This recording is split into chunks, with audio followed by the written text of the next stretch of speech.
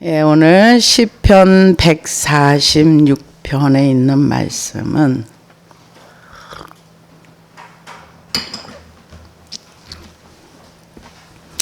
예, 146편에 있는 말씀은 하나님께서 인생에게 행하신 일이 어떤 일인가. 그래서 146편에서 150편까지의 말씀은 할렐루야 송입니다. 그래서 할렐루야로 시작해서 할렐루야로 끝나고 하나님을 찬양하는 그런 시편입니다. 그런데 이 시편의 저자는 나와 있질 않고요.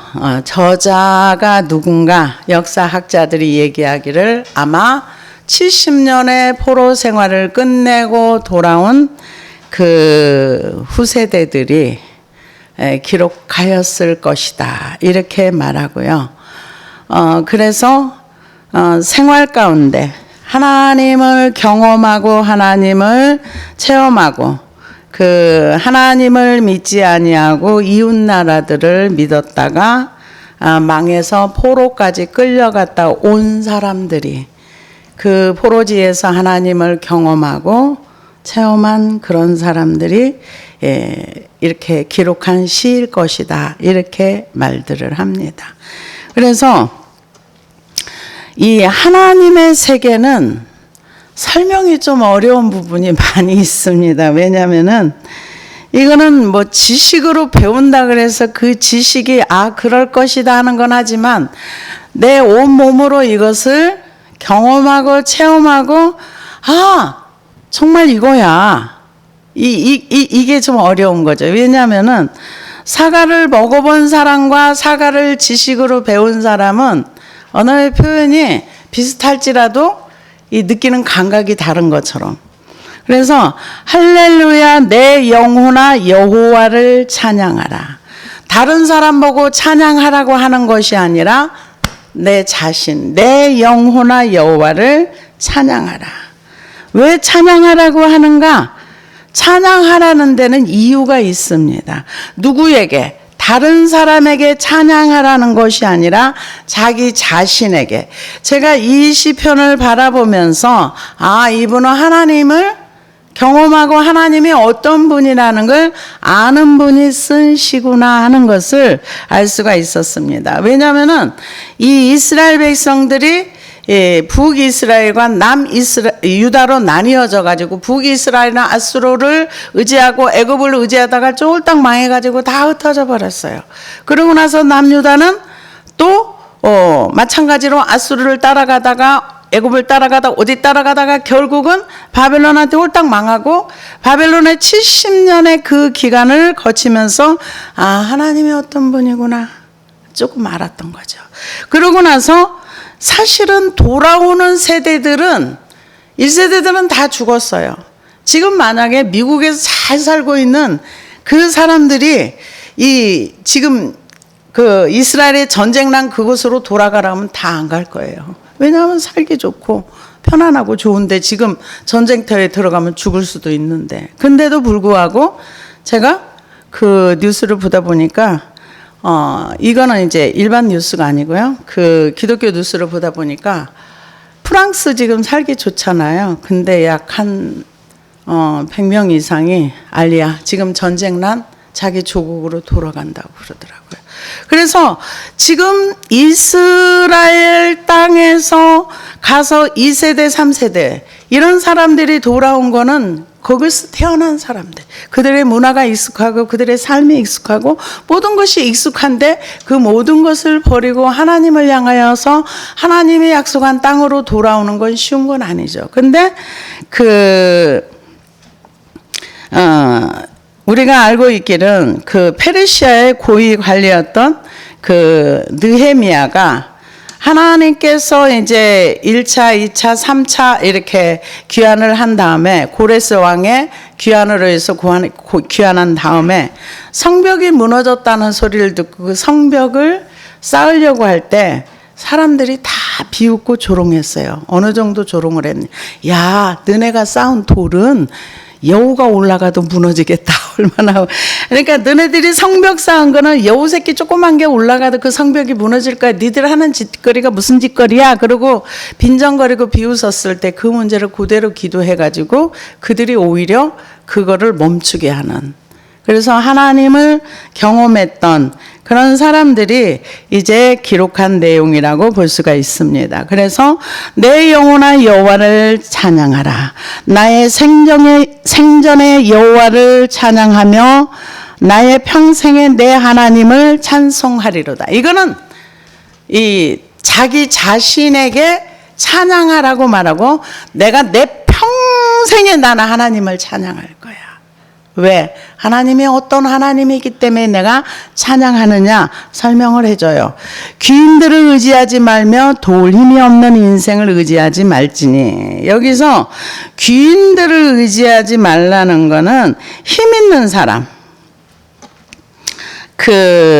굉장히 능력 있고 힘 있는 영향력 있는 탁월한 사람을 얘기합니다.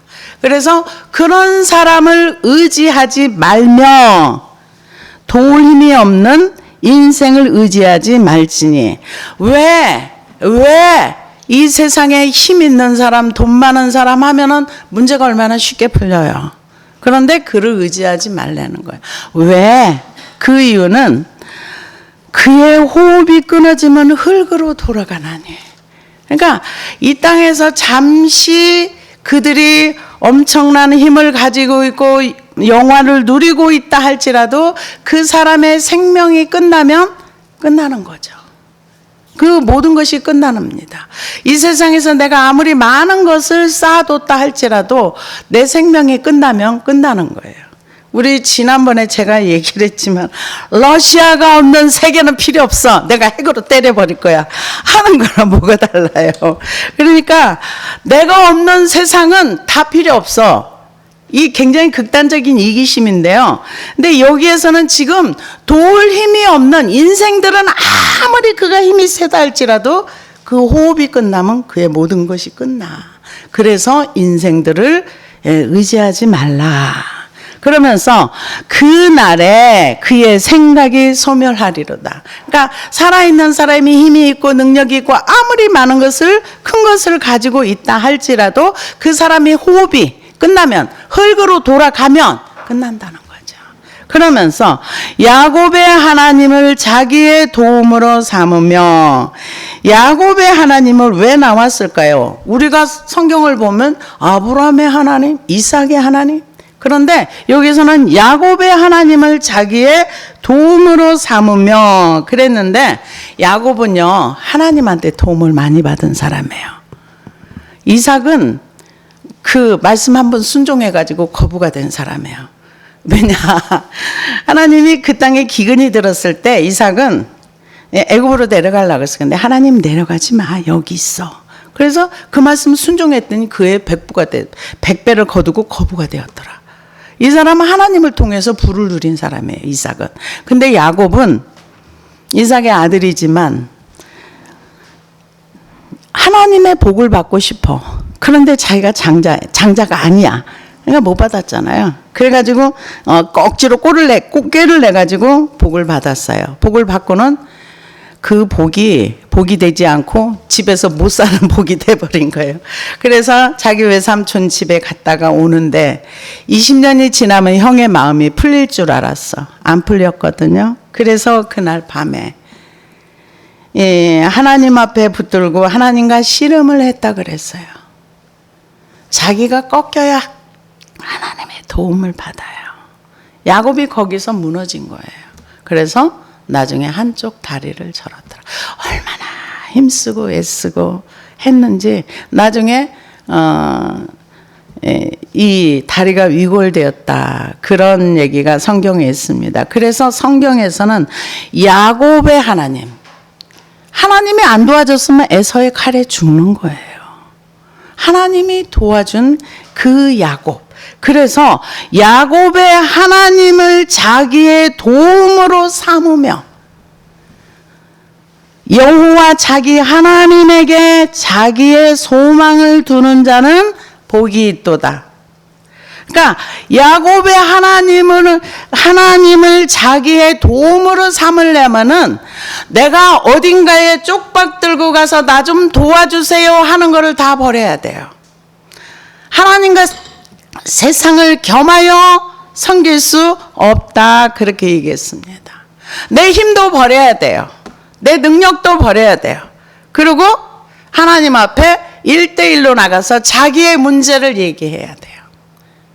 그래야 문제가 풀어지는 거예요. 야곱이 그날 밤에 무슨 기도를 했겠어요? 하나님, 형이 나 죽이려고 해요. 난 너무 무서워요. 형이 나 죽일까 봐 무서워요. 이 애들은 어떡하고요? 아마 현실적인 기도를 하지 않았을까 싶어요. 밤새 씨름을 했다 그랬어요.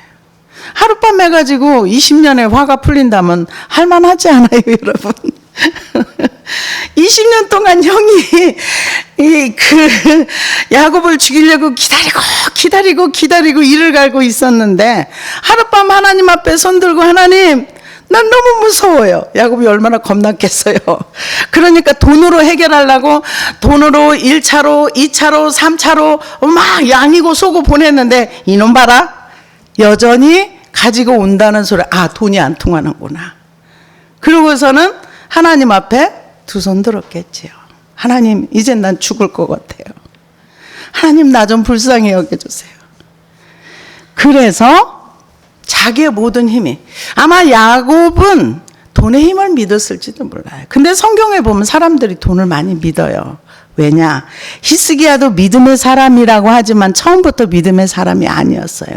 아수르가 쳐들어오니까 성전에 있는 금 다 벗겨가지고 야, 이거 먹고 떨어져. 근데 그럴 줄 알았는데 다시 쳐들어오니까 그때서야 하나님, 우리가 죽게 생겼어요. 쟤네들이 우리 쳐들어왔어요. 그리고 편지 놓고 하나님 앞에 울면서 기도하니까 하나님이 긍휼의 은혜를 베풀어 줬잖아요.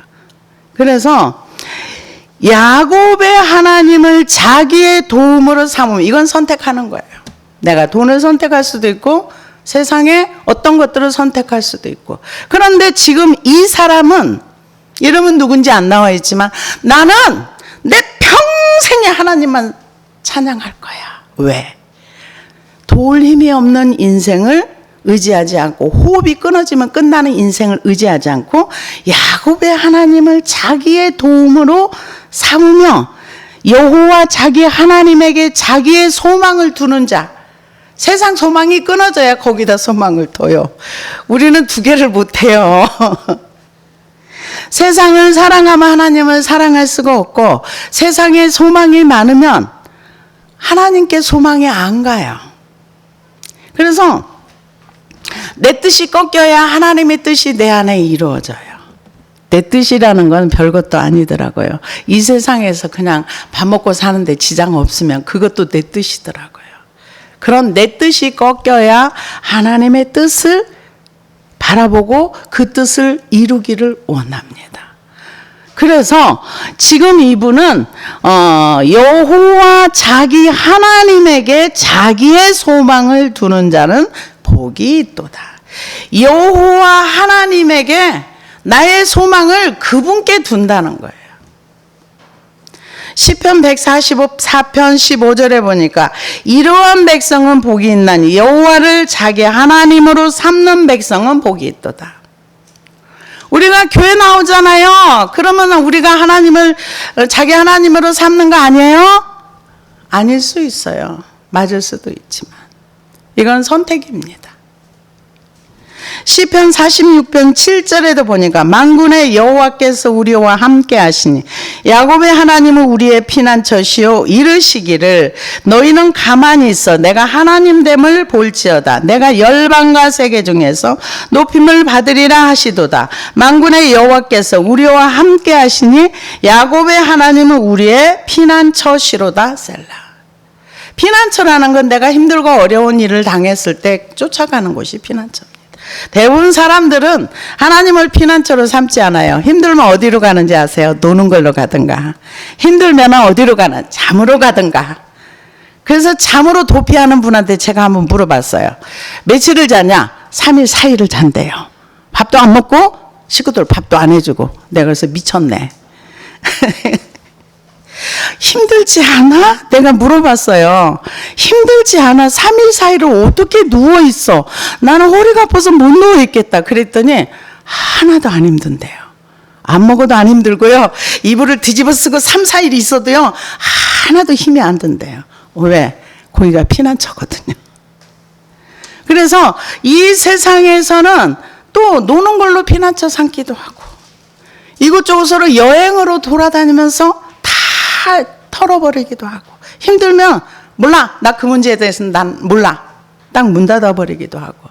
근데 성경은 우리의 모든 힘들고 어려운 일이 있을 때에 하나님께 소망을 두고 하나님을 바라보는 자. 제가 어제 간증을 하나 봤는데요. 싱가포르 사람이더라고요. 우리처럼 아시아 사람인데 뇌암 환자였어요. 뇌암 환자였는데 이분의 뇌가 수술을 해가지고 거의 이렇게 많이 잘라냈더라고요. 암이 있는 부위를. 그래가지고 이제 이 사람이 이제 삶이 이제 내 삶은 끝나는구나 이렇게 생각을 하고 있는데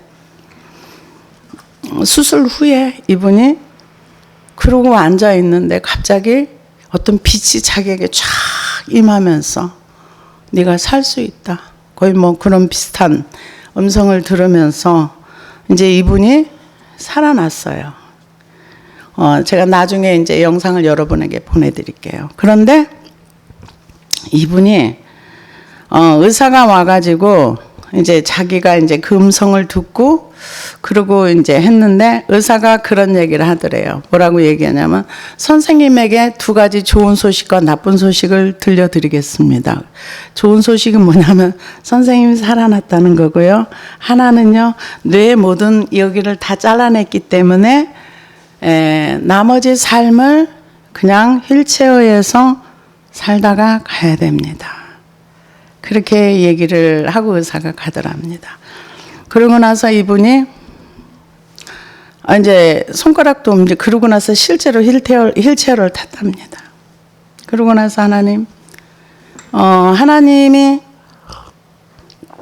한번 음성으로 빛으로 이렇게 들려주고 나서 하나님에 대한 갈망이 생기더래요. 그분은 누구실까? 어떤 분일까? 그래서 성경을 읽기 시작을 했대요. 한 달 만에 성경을 일독을 했는데 이 새끼손가락 하나가 이렇게 움직여지더래요. 전혀 못 움직이는데. 그래서 이걸로 넘겨가면서 성경을 한 달 만에 일독을 했는데 갑자기 일독이 끝났는데 자기 다리에 불이 붙은 것처럼 그렇게 막 그런 게 살짝 보였나 봐요. 그러니까 왜 불나면 놀래가지고 도망가는 것처럼 자기도 모르게 벌떡 일어섰대요. 실제로 일어서지더라는 거예요. 전혀 일체에서 일어나서. 그래가지고 나중에 이제 그걸 놓고 이제 성경을 읽으면서 기도하면서 다시 하나님의 음성을 듣고 그분이 나중에 온전히 회복이 됐어요. 그래서 이제 그 뇌 수술한 그 병원에 가서 이분이 걷는 걸 보여주니까 아무도 안 믿더래요. 왜 뇌 사진을 이렇게 올려놨더라고요. 잘라진 걸 이렇게 보여. 있을 수 없는 일이다. 담당했던 의사가 놀래가지고 예수를 믿게 됐답니다. 그래서 그분의 하나님은 어떤 하나님인가? 하나님은 능력의 하나님이라는 것을 자기 몸으로 경험한 것. 이걸 어떻게 언어로 설명을 하겠습니까? 자기 안에 나타난 하나님에 대한 갈망. 자기는 성경만 움직여지지 않는 손으로 성경을 읽었을 뿐인데 하나님이 살려주는 은혜가 그렇게 그분에게는 소망이 오직 하나님밖에 없었겠지요. 하나님 말고는 영원히 죽을 때까지 살아있는 게 차라리 오히려 짐이 될 수 있겠죠. 그래서 하나님이 살려주니까 살더라고요. 그래서 자기의 소망을 두는 자는 복이 있도다. 여호와는 천지와 바다와 그 중에 만물을 지으시며 영원히 진실함을 지키시며 하나님은 변덕스럽지 않다는 거죠. 바다와 천지와 그 중에 만물을 지으시며 영원히 진실함을 지키시며 억눌린 사람들을 위해 정의로 심판하시며 이 세상은 불의가 굉장히 많습니다. 그래서 재판하는 곳에 성경에 가장 많이 나온 내용들이 뭐냐? 하나님이 그 사회를 질타할 때 재판이 공정하지 않다는 거죠. 재판하는 곳에 불의가 있는 거, 이 저울에 불의가 있는 거, 이런 거 하나님 굉장히 싫어하는 거더라고요. 근데 하나님은 여기는 천지와 바다와 그 중에 만물을 지으시며 영원히 진실함을 지키시며 억눌린 사람들을 위해 정의로 심판하시며, 억눌린 사람들을, 그러니까 힘이 없어가지고 눌려있는 사람들을 얘기하죠. 그런 사람들에게 하나님께서 정의로 심판하시며 줄인 자들에게 먹을 것을 주시는 이시로다. 우리가 시편에 보면 까마귀가 배가 고파서 날갯질을 하면서 여호와께 먹을 걸 달라는 그 까마귀를 먹이시는 분도 하나님이시다. 이렇게 성경은 얘기하고 있습니다. 그래서 여호와께서 갇힌 자들에게 자유를 주시는도다. 갇힌 자를 자유 주신다는 것은 고소당하며 옥살이하거나 억울한 사람들을, 그런 사람들에게 하나님께서 자유를 주신다 이렇게 얘기했는데, 신약에서는 우리가 갇힌 자, 포로된 자, 이런 사람들을 예수님을 믿음으로 인해서 온전히 자유케 되는 그런 성경 말씀이 있습니다. 누가복음 4장 18절에 보면은. 그래서 하나님은 뭐든지 할 수 있는 분이라는 거. 근데요, 하나님은 뭐든지 할 수 있는 분이지만 하늘에는 무궁무진한 게 좋은 것들이 많습니다. 근데 갖다 쓰는 조건이 있어요. 그 조건이 뭐냐? 딱 믿음 한 가지밖에 없어요. 믿음 말고는 어떤 걸로도 하나님 거를 갖다 쓸 수가 없어요. 병을 낫게 하는 것도 믿음. 물질의 부유를 누리는 것도 믿음. 왜? 이삭이 자기 굶어 죽게 생겨서 기근 때문에 애굽으로 내려가려고 그러는데 하나님이 너 여기 있어. 그러면 내가 너를 지켜줄게. 지켜줄게까지 이야기는 안 했지만은 거기 있어. 그랬을 때 그가 하나님을 믿었기 때문에 그 자리에 있었던 거죠. 못 믿어봐야 애굽으로 도망갔죠. 근데 그 자리에 있으니까 100배나 거두어가지고 그 다음 단어가 거부가 되었더라. 우리가 창세기에 있는 내용을 알고 있습니다. 그래서 이 여호와께서 갇힌 자들에게 자유를 주시는도다. 여호와께서 맹인들의 눈을 여시며 여호와께서 비굴한 자들을 일으키시며, 여기 눈을 여시며 맹인들의 눈을 연다 그랬는데요. 이거는 예수님께서 이 땅에 오셔서 실제로 맹인들의 눈을 열어주셨고, 또 영적인 눈이 다친 자들을 열어주시기도 했어요. 이건 두 가지의 뜻이 있다고 보면 됩니다.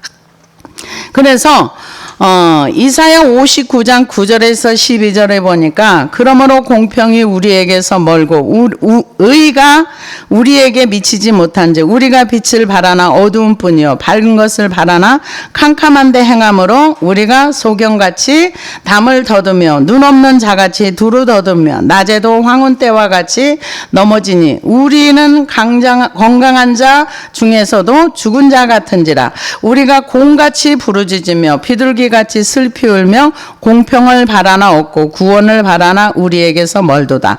대저 우리의 허물이 주의 앞에 심히 많으며 우리의 죄가 우리를 쳐서 증거하오니 이는 우리의 허물이 우리와 함께 있음이라. 우리의 죄악이 우리가 아나이다. 우리의 죄악을 우리가 아나이다.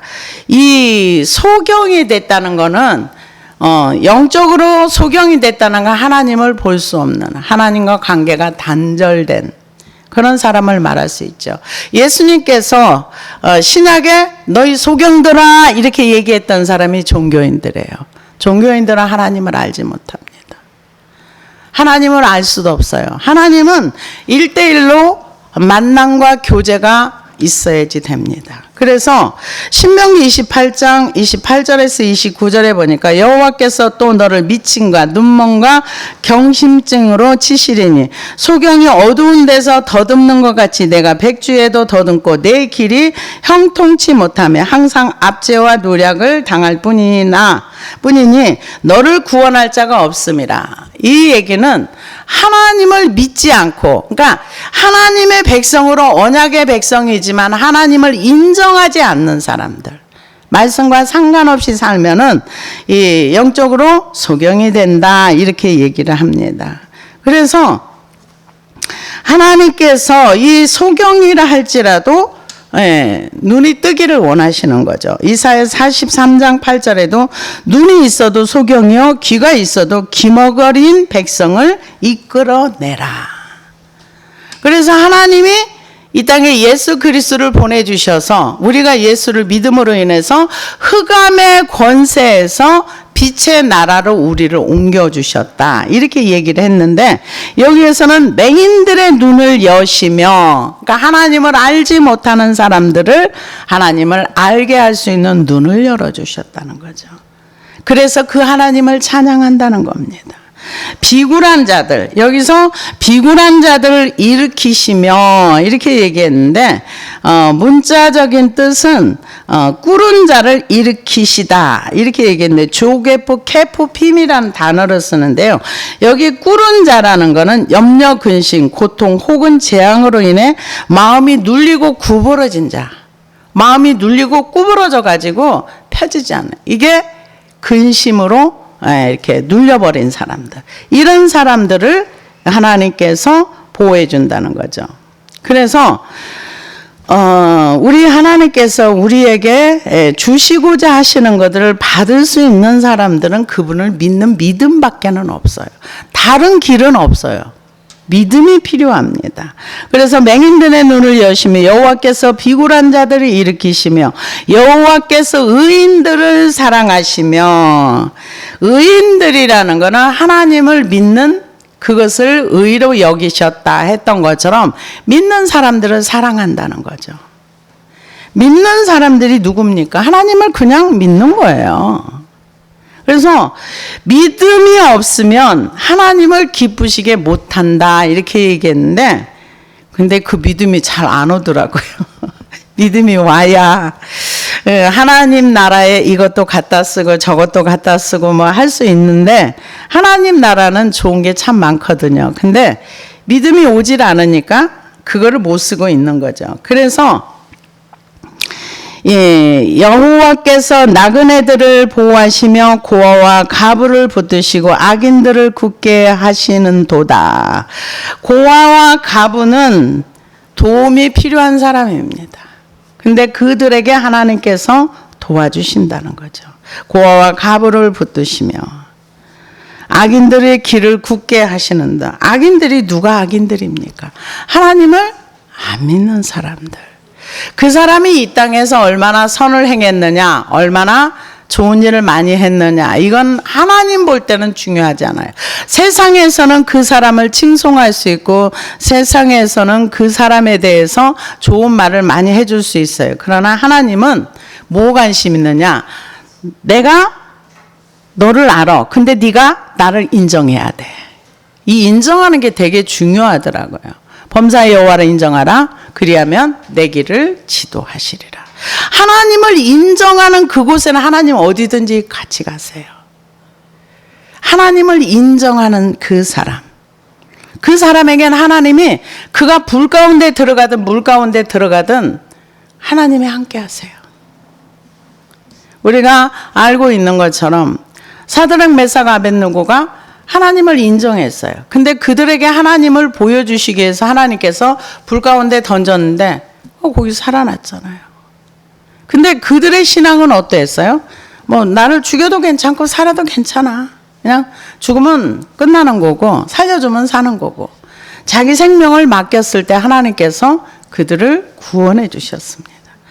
그래서 하나님께서는 나그네를 보호하시며 고아 과부를 붙드시고 악인들의 길을 굳게 하시는도다. 근데 우리가 세상을 바라볼 때는 악인들은 안 망할 것 같아요. 악인들은 안 망할 것 같고, 제가 가만히 이렇게 그 나라를 위해서 기도하고 하다 보니까 불신앙 때문에 하나님의 공의와 정의의 심판이 있다고 기도나 하면서 믿지 않기 때문에 늘 화가 나요. 하나님 저것들 언제 심판하지? 근데 하나님이 심판하시려고 하니까 한순간이더라고요. 지난번에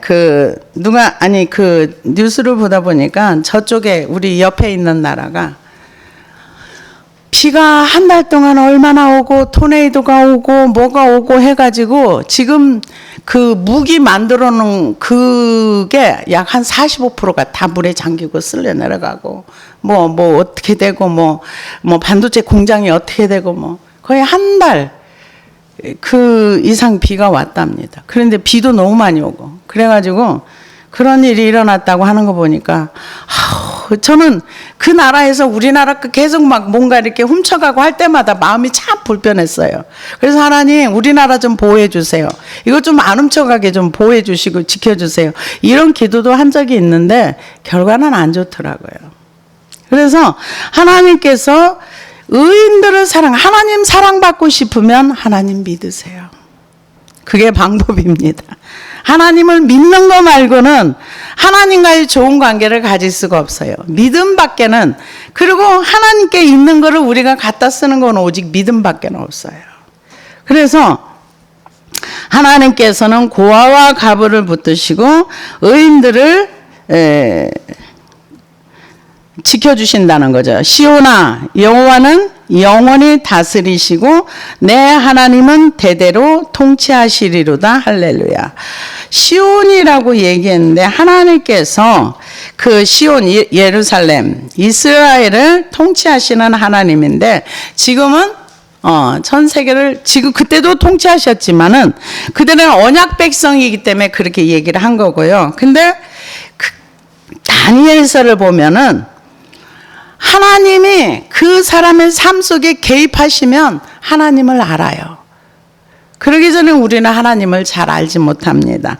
다니엘서 4장 25절에서 보니까 왕이 사람에게 쫓겨나 들짐승과 함께 살며 소처럼 풀을 먹으며 하늘 이슬에 젖을 것이요 이와 같이 7대를 지낼 것이라. 그때 지극히 높으신 이가 사람의 나라를 다스리시며 자기의 뜻대로 그것을 누구에게 주시는 줄을 아시리이다. 나 왕이 말하여 이르되 이 큰 바벨론은 내가 능력과 권세로 건설하여 나의 도성으로 삼고 이것으로 내 이름의 영광을 나타낼 것이 아니냐 하였더니, 이게 누구 얘기냐면 느부갓네살 왕이 꿈을 꿨는데 자기가 이런 소처럼 미쳐가지고 이렇게 이런 꿈을 꿨어요. 그랬을 때 다니엘이 가난한 자와 이렇게 이런 사람을 구제하소서 그렇게 얘기했는데 안 들었죠. 그러고 나서 다니엘이 그 예언한 대로 이 사람이 뭐라고 해요? 나는 이 왕국을 내가 건설했어. 내 능력으로, 내 힘으로. 이렇게 내 입에서 말이 나가자마자 정신병자가 된 거예요. 그래가지고 내 왕의 입에 있을 때 하늘에서 소리가 내려 이르되 느부갓네살 왕이 내게 말하노니 나라와 왕위가 내게서 떠났느니라. 내가 그 말씀을 듣자마자 내가 사람에게 쫓겨나서 들짐승과 함께 살면서 소처럼 풀을 먹을 것이요 이와 같이 7대를 지나서 지극히 높으신 이가 사람의 나라를 다스리며 자기의 뜻대로 그것을 누구에게 주시는 줄을 알기까지 이르리라 하셨더라. 33절에는 바로 그때 이 일이 나 느부갓네살에게 응함으로 내가 사람에게 쫓겨나서 소처럼 풀을 먹으며 몸이 하늘 이슬에 쳤고 머리털이 독수리 털과 같이 자랐고 손톱은 새발톱과 같이 되었더라. 그 기한이 참에 독수리 털과 같이 그 기한이 참에 나 느부갓네살이 하늘을 우러러 보았더니 내 총명이 다시 내게로 돌아온지라. 이에 내가 지극히 높으신 이에게 감사하며 영생하신 이를 찬양하고 경배하였네. 그 권세는 영원한 권세요 그 나라는 대대에 이르리로다. 이게 누구의 말입니까? 하나님을 몰랐던 느부갓네살 왕이 뭐라 그랬어? 내가 능력이 있어. 내가 권세가 있어. 내 나라를 내가 만들었어. 그런데 하나님께서 네가 그랬어? 너 정신병자가 돼 7년을 소처럼 풀을 먹고 살 거야.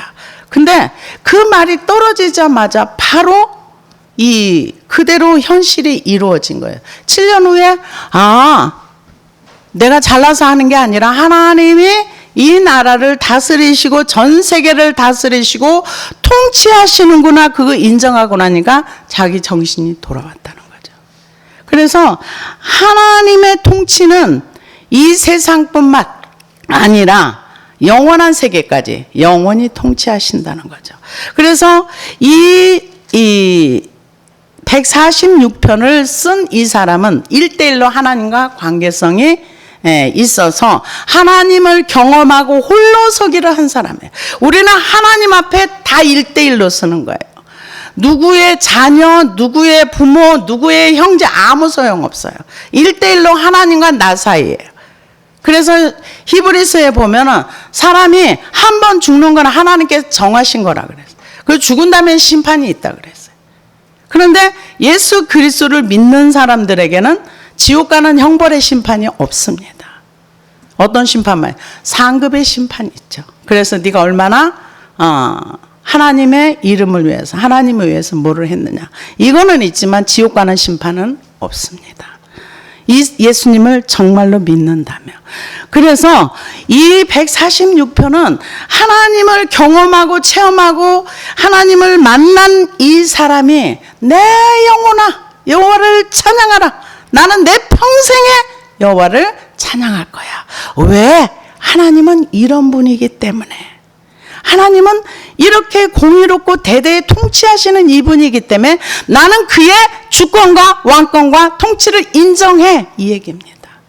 우리도 그 자리에 가시기를 바랍니다. 기도하시겠습니다.